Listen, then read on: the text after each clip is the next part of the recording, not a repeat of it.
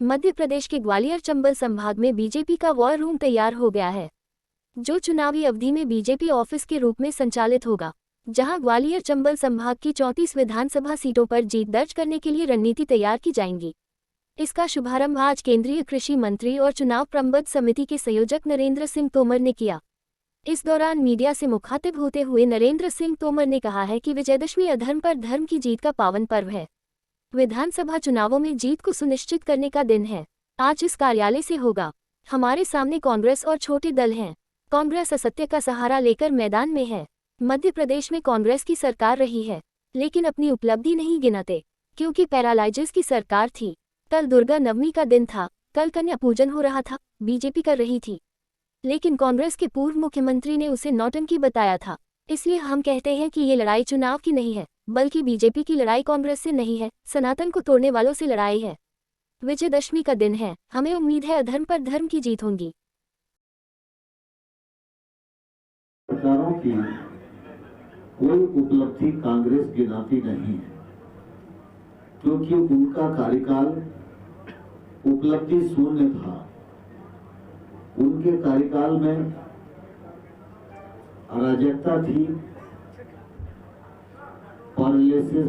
Paralyse था, अधोसंरचना विकास पूरी तरह खत्म हो गया था और सारी मर्यादाएं उस कालखंड में टूटी थी। और इसलिए आप सबने देखा होगा कि झूठे वायदे करना, लेकिन अपनी उपलब्धि के नाम पर कोई बात नहीं करना। कल रामनवमी का दिन था। सारा देश इस बात का साक्षी है कि रामनवमी के दिन, दुर्गा नवमी, तो इस दिन हम देश भर में लोग उपवास खोलते हैं, दुर्गा जी का पाठ करते हैं और नवमी के दिन समारोह होता है। उस दिन कन्या पूजन और कन्या भोजन जगह जगह पर होते हैं। कल कन्या पूजन हो रहा था, भारतीय जनता पार्टी के नेता शिरकत कर रहे थे। राज्य के पूर्व मुख्यमंत्री और कांग्रेस के नेता दिग्विजय सिंह जी ने कन्या पूजन को नौटंकी बताया। इससे कांग्रेस पार्टी की मानसिकता का पता चलता है। और आज जो तथाकथित कांग्रेस है, तो वो सिर्फ मुखौटे के रूप में इस्तेमाल हो रही है। भारतीय जनता पार्टी की लड़ाई कांग्रेस से नहीं है। भारतीय जनता पार्टी की लड़ाई देश तोड़ने वाली जो मनोवृत्तियां हैं उनसे है। सनातन को समाप्त करने की जो मानसिकता है, उन लोगों से भारतीय जनता पार्टी की लड़ाई है। और इसलिए हम सब जानते हैं क्या दशहरे का दिन है, अधर्म पर धर्म की विजय का त्योहार है। इस दिन मीडिया सेंटर का प्रारंभ हुआ है। ये मीडिया सेंटर काम करेगा और आने वाले कल में धर्म की विजय होगी और भारतीय जनता पार्टी पूरे बहुमत की सरकार बनाने में सफल होगी। केंद्र सरकार में अगर आप देखेंगे तो ध्यान में आएगा कि प्रधानमंत्री नरेंद्र मोदी जी का प्रवास होता है या मुख्यमंत्री जी का प्रवास होता है, तो विकास की अनेक सौगातें आप सब लोगों को दिखाई देती। अगर हम ग्वालियर अंचल को ही विचार करें तो ध्यान में आएगा कि एक जमाना था जब ग्वालियर में एक ही मेडिकल कॉलेज हुआ करता था। आज श्योपुर में मेडिकल कॉलेज है, मुरैना में मेडिकल कॉलेज है, भिंड में मेडिकल कॉलेज है, शिवपुरी में मेडिकल कॉलेज है, दतिया में मेडिकल कॉलेज है।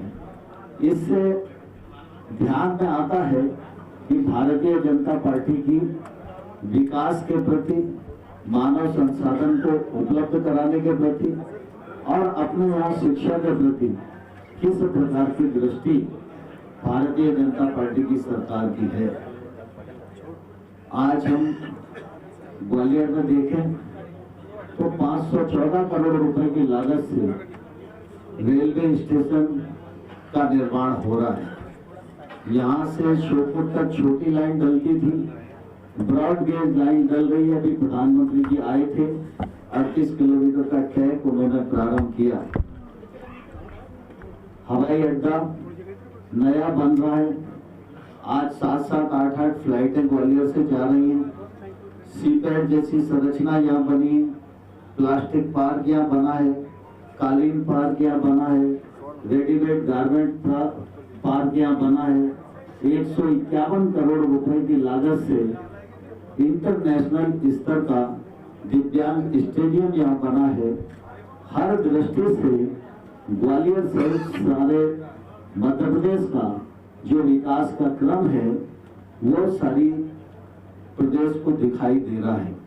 जन कल्याण की दृष्टि से भी अगर हम देखेंगे तो हमारे ध्यान में आएगा, चाहे वो लाडली लक्ष्मी योजना हो, चाहे वो लाडली बहना योजना हो, चाहे मुख्यमंत्री कन्यादान योजना हो, चाहे सीखो कमाओ योजना हो, चाहे स्वरोजगार उत्पन्न करने की योजनाएं हो, चाहे कौशल विकास की योजनाएं हो, चाहे सीएम किसान सम्मान निधि हो, चाहे पीएम किसान सम्मान निधि हो, चाहे सौभाग्य योजना के अंतर्गत हर गरीब आदमी के घर में बिजली पहुंचाने का मामला हो, हर घर में शौचालय बनाने का मामला हो, हर घर में गैस का सिलेंडर उपलब्ध कराने का मामला हो। देश के करोड़ों करोड़ लोगों में जो गैर बराबरी कांग्रेस ने स्थापित की थी, उससे भारत आज उभरने लगा है। और देश में देखें तो लगभग 13 करोड़ से अधिक लोग गरीबी की रेखा से ऊपर निकल उठ गए हैं। और मध्य प्रदेश में भी ये आंकड़ा 1 करोड़ से अधिक लोगों का है जो निश्चित रूप से गरीबी से ऊपर उठ गए। मुझे ध्यान है जब मध्य प्रदेश में भाजपा की सरकार बनी थी तो मध्य प्रदेश में पर कैपिटा इनकम 11,000 थी, और आज भारतीय जनता पार्टी के इतने वर्षों के शासनकाल में जो बुनियादी विकास हुआ है, आज पर कैपिटा इनकम 1,40,000 है। इन सब चीजों को ध्यान में रखते हुए जब प्रचार में जाते हैं तो गांव-गांव में लोग एक ही चर्चा करते हैं कि भारतीय जनता पार्टी ने काम किया है, तो भारतीय जनता पार्टी को ही इस बार जिताना है।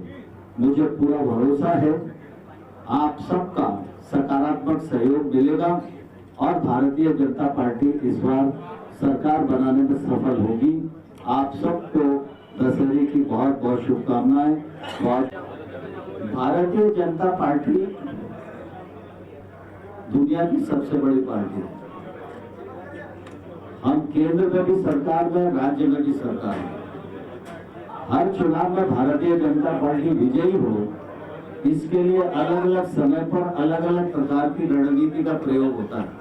और मैं समझता हूँ भारतीय जनता पार्टी ने जिस रणनीति के तहत निर्णय किया वह सफल है और वह आगे विजय का मार्ग प्रशस्त करेगा। भारतीय जनता पार्टी दुनिया का सबसे बड़ा राजनीतिक दल है। एक स्थान पर अनेक कार्यकर्ता हैं जो चुनाव लड़ने की और जीतने की पात्रता रखते हैं, लेकिन टिकट एक को ही दिया जा सकता है। लेकिन मानव स्वभाव है, थोड़ी बहुत तकलीफ होती है। हमारे कार्यकर्ता हैं, हम बातचीत करके उसका निराकरण करेंगे।